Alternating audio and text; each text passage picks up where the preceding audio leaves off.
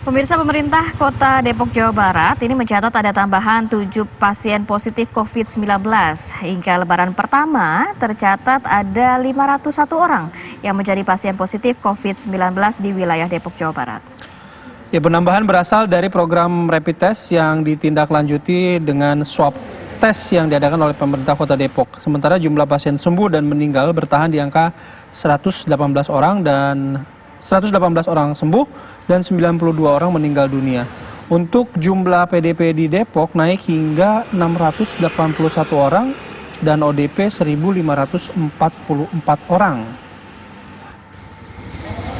Ini di hari pertama ya, data terakhir ya. Apakah ini juga salah satunya adalah karena adanya mudik lokal di wilayah Depok ya, Bayu ya? Kita akan ajak pemirsa untuk langsung berbincang dengan Wali Kota Depok, Bapak Muhammad Idris, tapi kita akan mengupdate sedikit mengenai data terkini yang kemarin sudah dirilis oleh tim gugus tugas percepatan penanganan COVID-19. Sampai dengan kemarin ada 22.750 pasien positif yang tercatat di wilayah Indonesia. Ada 5.642 orang yang dinyatakan sembuh, sementara ada 1.391 pasien yang meninggal dunia akibat COVID-19. Ini informasi terbaru yang kami dapatkan kemarin. Sekarang kita akan berbincang dengan Bapak Muhammad Idris, Wali Kota Depok, mengenai kasus positif corona yang terjadi di wilayahnya. Selamat pagi, Assalamualaikum Pak Wali.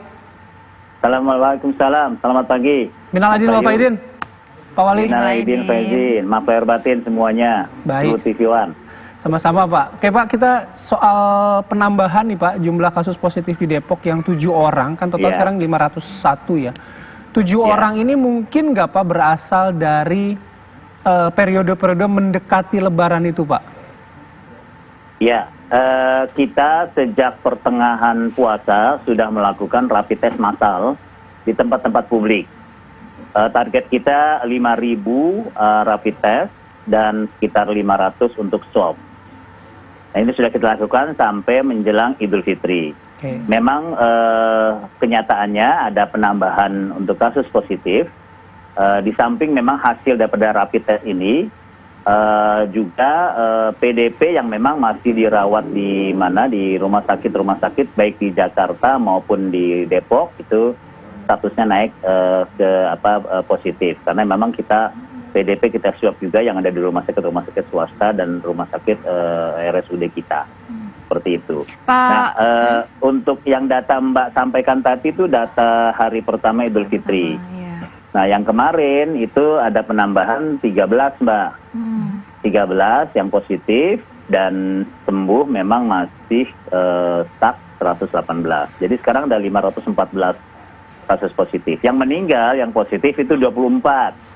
Yang Mas Bayu tadi katakan yang 92 itu memang gabungan dengan pasien PDP. Baik yang dirawat di rumah sakit Jakarta maupun di Kota Depok. Itu Mbak keterangan, konfirmasi aja. Baik, itu berarti memang sampai dengan hari kedua Lebaran ya Pak ya? Iya, soal kenyataannya ketika kita misalnya satu di kerumunan tempat-tempat takjil, itu dari satu tempat misalnya kita 500 rapid test itu selalu ada.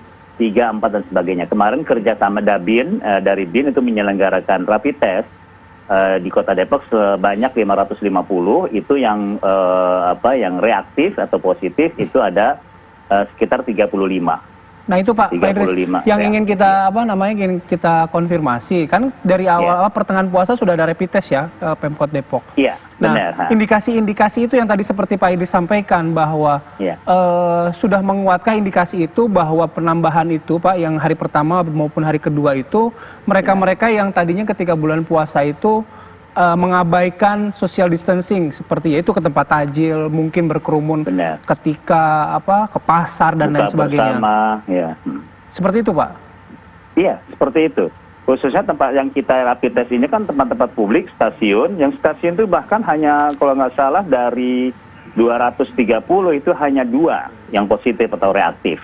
Di pasar tradisional ini unik. Satu pasar tradisional yang besar di Kota Depok, misalnya Pasar Agung, itu 120 rapid test, itu pedagangnya 0, maksudnya negatif semuanya.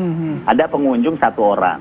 Tetapi di tempat-tempat pasar swalayan besar, ini agak sedikit mengejutkan. Tadi yang seperti dikatakan yang BIN, itu penyelenggaranya di Giant. Jalan Tol Iskandar. Sebelumnya ada di Jalan Raya Bogor, itu juga banyak yang positif ataupun reaktif. Seperti itu. Nah, ketika kita swab itu sekitar 30-an% dari rapid test yang reaktif itu positif swabnya. Seperti itu, Mbak. Mas. Oke, kalau melihat di wilayah Kota Depok sendiri, Pak, kemarin kan memang mungkin ada masyarakat juga masih ada yang melanggar PSBB begitu dengan mudik lokal. Nah, kalau dari Bapak sendiri melihatnya saat perayaan Hari Raya Idul Fitri seperti apa? Iya, perayaan Idul Fitri kemarin sudah kita antisipasi malam Idul Fitrinya atau malam takbirannya, dan juga pada pagi harinya kita jaga tempat-tempat yang tentunya sebelumnya agak sedikit dalam tanda petik ngotot untuk menyelenggarakan sholat id. Nah, itu justru aman. Nah, justru ada laporan-laporan tempat-tempat yang tadinya sudah sepakat tiba-tiba menyelenggarakan. Nah, ini tekanan siapa, desakan siapa, kami juga contohnya tempat-tempat yang sudah sepakat dalam arti toko-toko sebelumnya sudah sepakat komitmen untuk tidak menyelenggarakan sholat id. Sholat id. Sehingga ketika sudah komitmen dengan kelurahan, dengan kecamatan, ini yang kita tidak jaga ketat pada saat pelaksanaan sholat id. Yang kita jaga ketat adalah tempat-tempat lapangan yang awalnya ada informasi dan tidak bisa yang ngotot istilahnya dalam tanda petik untuk menyelenggarakan sholat id, walaupun malam harinya sudah oke, tidak ada sholat id. Tapi pas hari idnya laporannya itu ada beberapa tempat khususnya tidak khusus di pemukiman aja, tapi beberapa perumahan juga menyelenggarakan. Seperti itu. Ini kan di luar pantauan kita. Iya. Nah, Pak Idris, kalau belajar dari soal kasus sholat id gitu ya, ini kan mungkin suasananya masih lebaran, masih ada suasana bersilaturahim ya,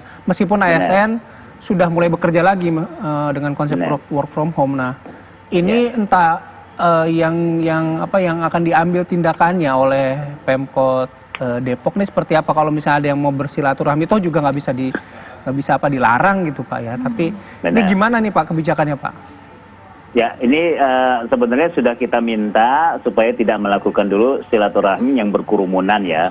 Dan sekarang ternyata banyak sekali warga yang melakukan silaturahim, termasuk keluarga besar saya, itu pakai online semuanya, dan itu tidak mengurangi istilahnya persaudaraan dan silaturahim, bahkan senang gitu. Sesuatu yang baru bagi warga. Ini satu. Yang kedua yang lebih bahaya menurut saya, yang harus benar-benar kita cegah, kita antisipasi, yaitu masalah orang yang balik mudik nih ke Depok maupun ke Jakarta. Dan saya nggak tahu mau dibicarakan langsung, tapi saya memberitahukan ini karena di Jakarta yang saya tahu, Gubernur sudah mengeluarkan peraturan Gubernur nomor 47 tahun ini, itu tentang pembatasan kegiatan bepergian keluar dan masuk Provinsi Jakarta. Dan saya mendengar katanya akan dilanjutkan dengan sebuah kebijakan penyekatan akses masuk wilayah DKI Jakarta. Nah, ini jangan sampai Kota Depok yang tempatnya di tengah-tengah menjadi tempat transit. Orang yang mau ke Jakarta tersekat misalnya, tidak bisa masuk, mereka transit di Kota Depok. Makanya Depok hari ini saya akan tanda tangani tentang masalah peraturan wali kota tentang pengaturan arus balik ya, pergerakan orang. Ini dalam upaya pencegahan juga. Jadi kita juga Depok mengeluarkan peraturan wali kota tentang tadi pengaturan arus baliknya. Jadi akan ada penyekatan juga ya Pak berarti? Iya, itu pastinya nanti rapat hari ini insya Allah bersama Polres untuk membicarakan masalah teknisnya, taktisnya seperti apa, sebab kita nggak mau juga kecolongan.